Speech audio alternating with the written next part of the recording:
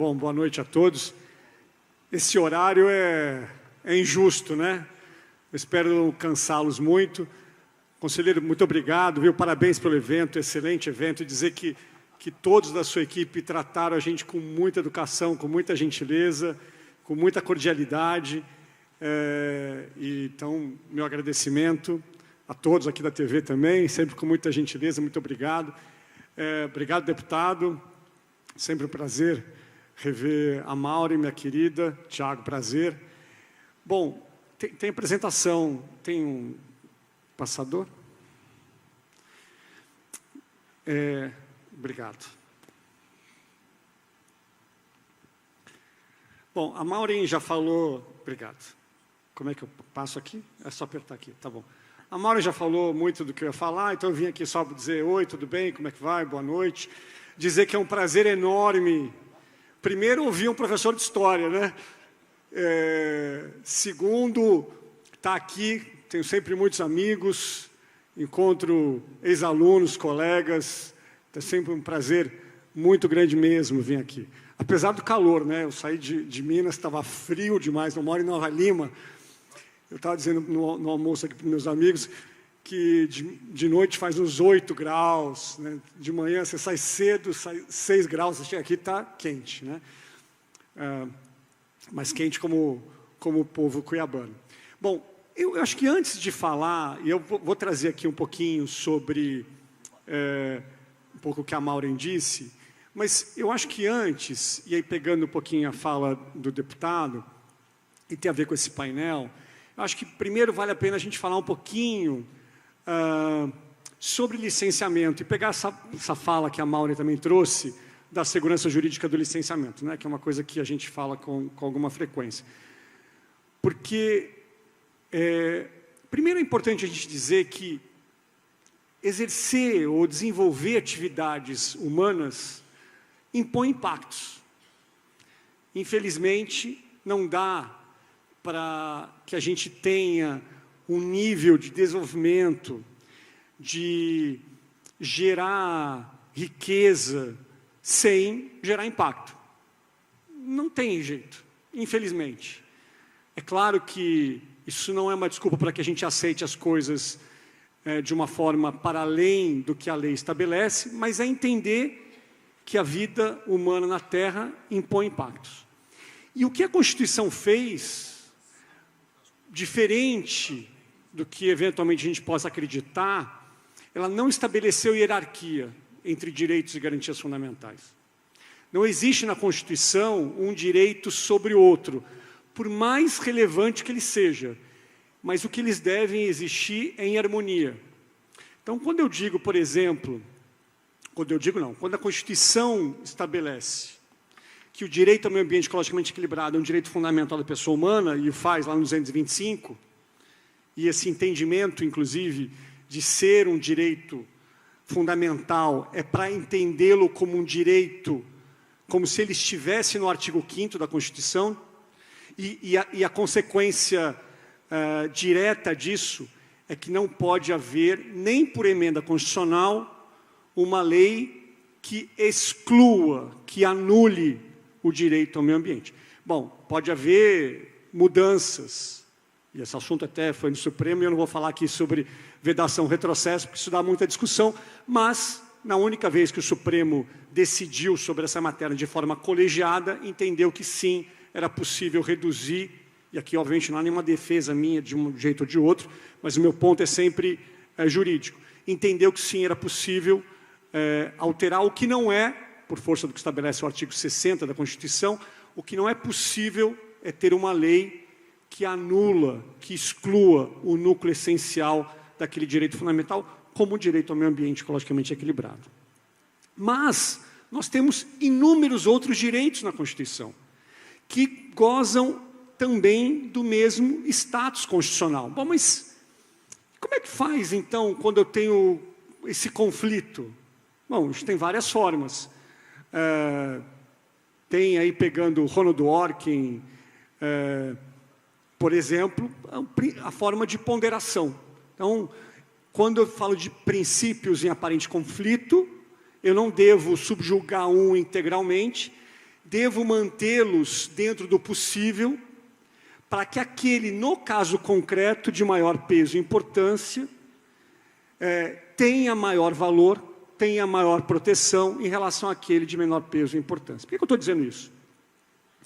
Porque nós temos um passivo, e aqui já falando do painel de energia, nós temos um passivo de energia.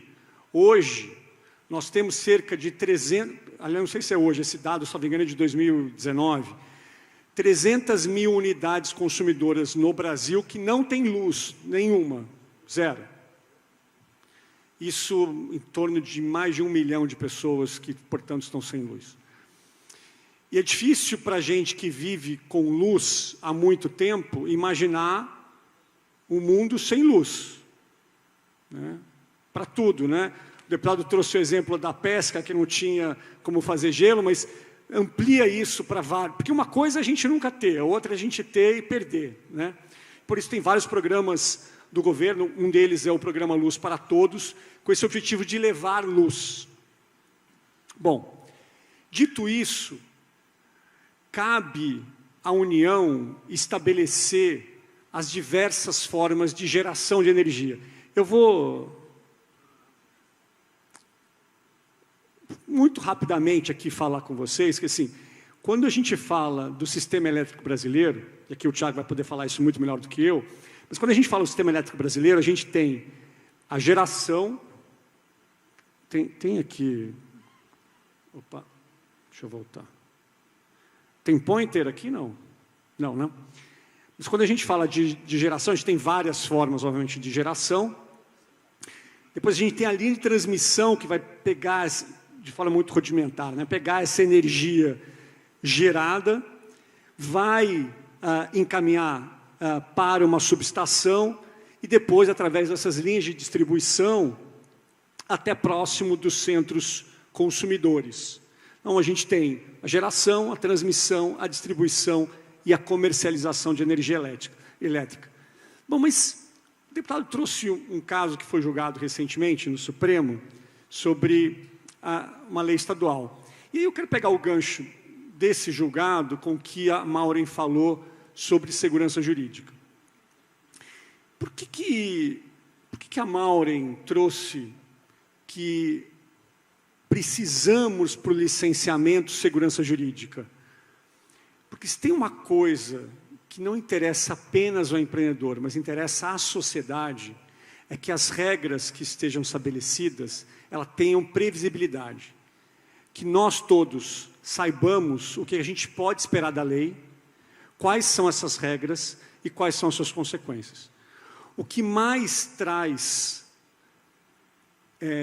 o que mais transforma o ambiente num ambiente perverso é quando essas regras, elas mudam ao sabor das ocasiões.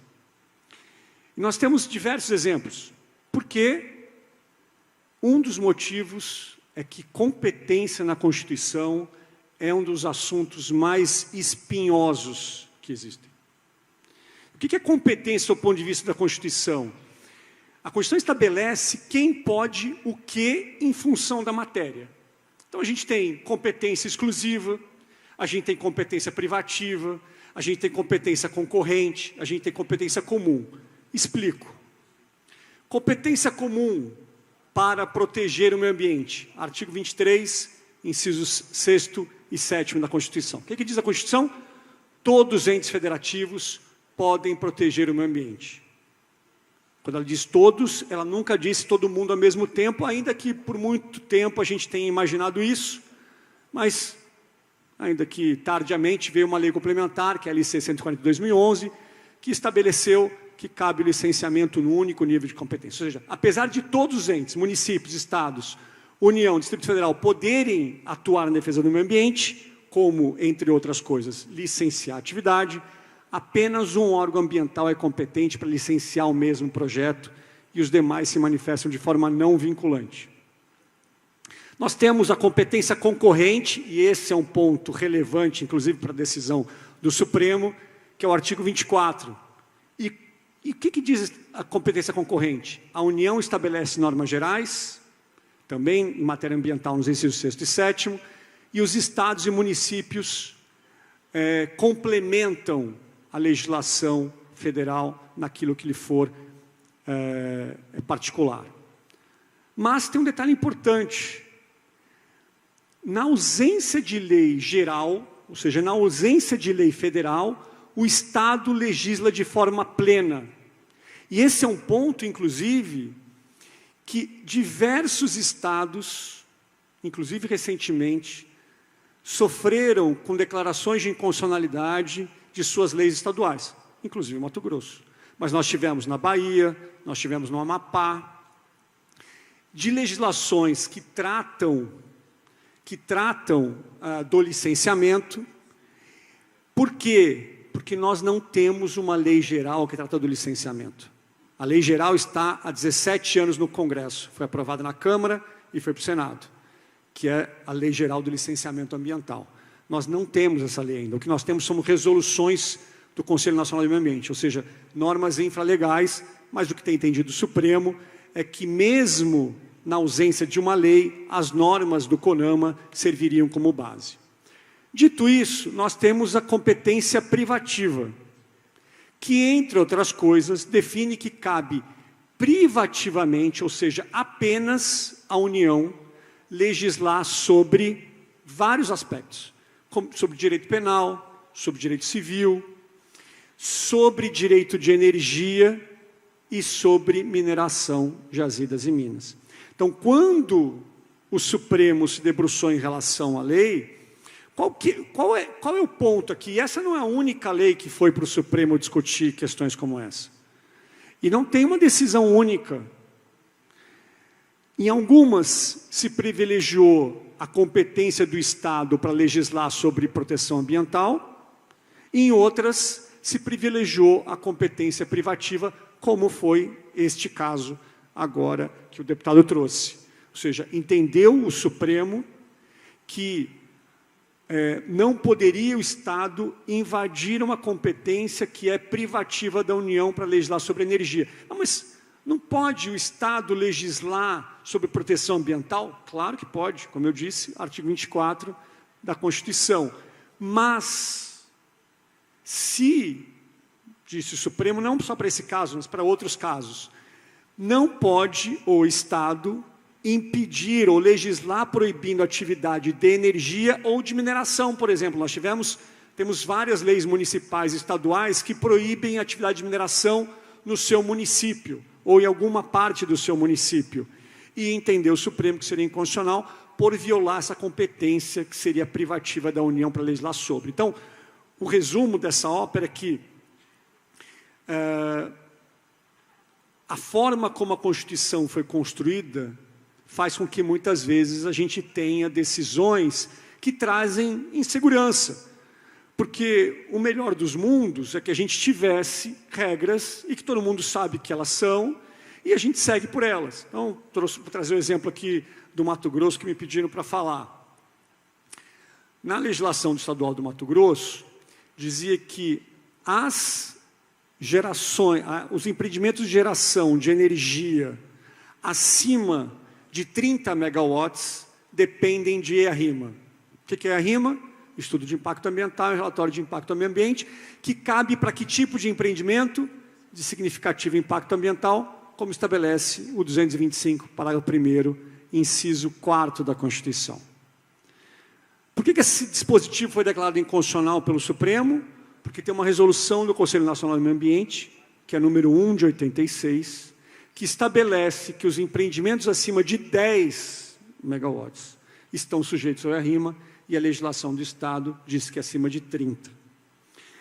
Bom, eu posso dizer, porque eu fiz essa crítica pública, já escrevi artigos sobre competência diversos, inclusive sobre esse ponto, porque, primeiro que a gente tem uma paixão com a EIA-RIMA, né? A gente quer ter EIA-RIMA para tudo, como a gente quer ter o sistema trifásico para tudo. Licença prévia, licença de instalação, licença de operação.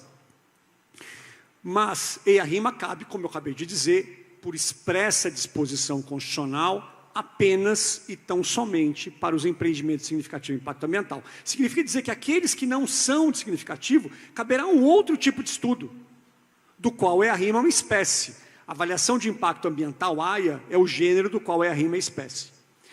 E na ausência, repito, na ausência de lei federal, e resolução do CONAMA, com meu máximo respeito, não é lei, é norma infralegal, ainda que tenha comando da Política Nacional do Meio Ambiente, 1981, com lei não se confunde. Então, na ausência de lei federal, o Estado poderia legislar de forma plena, como diversos estados vêm fazendo. Como, aliás, o tipo de estudo. É outra discussão. Muitos estados passaram a legislar permitindo que se tenha uma única licença. E nós temos decisões recentes do Supremo no sentido de que seria inconstitucional se não for sistema trifásico. Ora, faz sentido a gente ter LP, licença prévia, depois licença de instalação, depois licença de operação para qualquer empreendimento? É evidente que não. E mesmo a resolução CONAMA, lá, 237 de 97, já permitia outros tipos de estudo.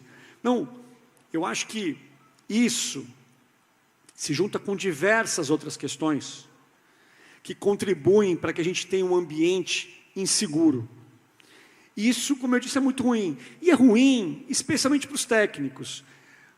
Obviamente, eu não vou discutir a questão desse licenciamento, porque eu não conheço o licenciamento e seria leviano se eu fosse discutir. O fato é que o técnico do órgão ambiental tem que ter segurança para poder tomar a decisão dele, que é técnica, não é política, é técnica. E às vezes ele vai recomendar o licenciamento e às vezes não vai recomendar o licenciamento. E é isso mesmo. Agora, isso faz, apesar disso, nós teremos na sociedade aqueles que estão satisfeitos com a decisão administrativa e aqueles que estão insatisfeitos com a decisão administrativa. Satisfeitos e insatisfeitos. Não sei se eu usei o insatisfeito para tudo. Mas o que é importante é que a gente traga estabilidade para o órgão ambiental, para os técnicos, que eles possam decidir de forma técnica. E um dos pontos que eu sempre repito, em toda oportunidade que eu tenho, o que a gente precisa é que um ambiente de medo e de pressão não percorra os corredores dos órgãos ambientais, porque isso, de novo, não interessa à sociedade.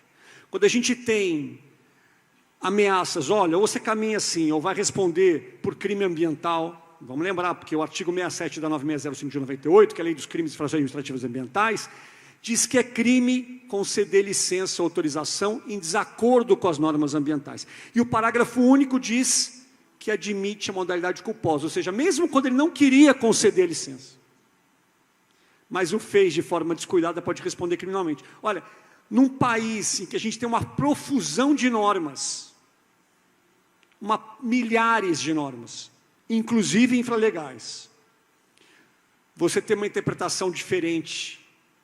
Isso a gente tem no Supremo, que dirá nós, que dirá os técnicos. Então, a gente tem que trazer estabilidade e discutir as questões no nível técnico, porque cabe ao restante da sociedade, de forma justa, defender suas posições. Eu quero, não quero, acho justo, acho que não é justo. E isso é do jogo político. O que a gente tem que fazer, na minha opinião, é impedir que essas discussões permeiem de novo os técnicos. Bom, vou passar para não... Só um detalhe importante aqui, como a Maureen colocou, mas só para reforçar. Se a gente pegar, sob o ponto de vista da matriz energética, o Brasil, isso segundo o dado da EPE, nós temos cerca de 44,8% de energias renováveis. E se a gente, e a comparação com o resto do mundo é gritante, como disse muito bem a Maureen. E é engraçado isso porque eu fui recentemente, aliás, várias vezes recentemente, e a Europa faz um discurso que é diferente da prática. Porque a hora que acontece uma guerra como a que está acontecendo, eu quero energia de qualquer jeito, não importa de onde ela venha. Não importa de onde ela venha. Eu não vou deixar minha população sem energia. Eu não acho que eles estão errados, não. Até porque, em muitos lugares da Europa, significa morrer de frio ou não. Mas tem um discurso e tem uma prática desassociado. E aí, como disse a Maureen, acho que isso é fundamental para a gente bater no peito daquilo que nós fazemos bem, daquilo que a gente faz errado. Mas o que a gente faz bem é ter uma matriz energética e elétrica que é referência para o mundo. Então, se a gente falar agora da matriz elétrica, esse percentual aí é de quase 83%. Né? Em comparação com o mundo, o restante do mundo é uma diferença abissal.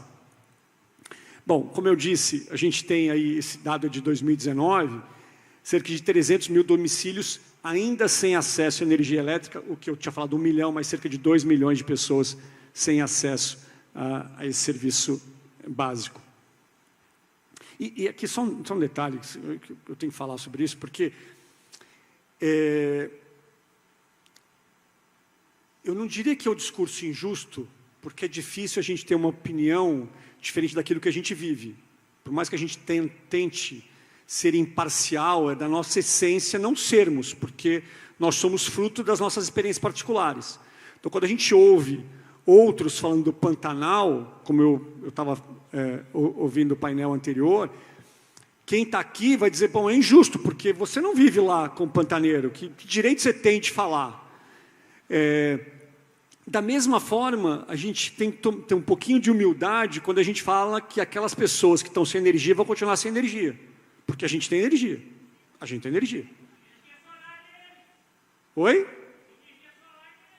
Não, foi bom, eu não sei como é que é o seu nome, mas foi bom você ter falado sobre isso, porque...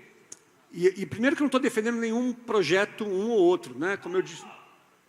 Não, o senhor quer falar aqui? O senhor quer ficar com o microfone? Pode falar. Não? Então tá. Então, mas eu não estou defendendo aqui nenhum projeto especificamente. Nenhum projeto. Como eu disse, primeiro, até porque eu nem conheço esses projetos que foram objeto da discussão e que estão no Supremo. Minha discussão é jurídica. Se eu não passei isso, certamente a falha é minha, porque eu não posso ser leviano para falar sobre algo que eu não conheço. Sobre a Constituição, eu tento conhecer um pouquinho. E discuto e dou aula há mais de 20 anos de direito ambiental. É sobre isso que eu estou falando. Então, sobre isso e sobre energia, eu posso falar um pouquinho. E cabe à União estabelecer o plano estratégico de geração de energia para o país, o que compreende as diversas formas de geração, entre elas a solar. Então, eu estava falando, o deputado me perguntou aqui, antes de sair, eu disse que eu, inclusive, trabalho para a maior empresa de geração de energia solar do mundo. Mas até muito pouco tempo, gerar energia solar era um desafio econômico enorme de encontrar a economicidade dos projetos. E como eu disse, eu trabalho para o setor elétrico há muitos anos.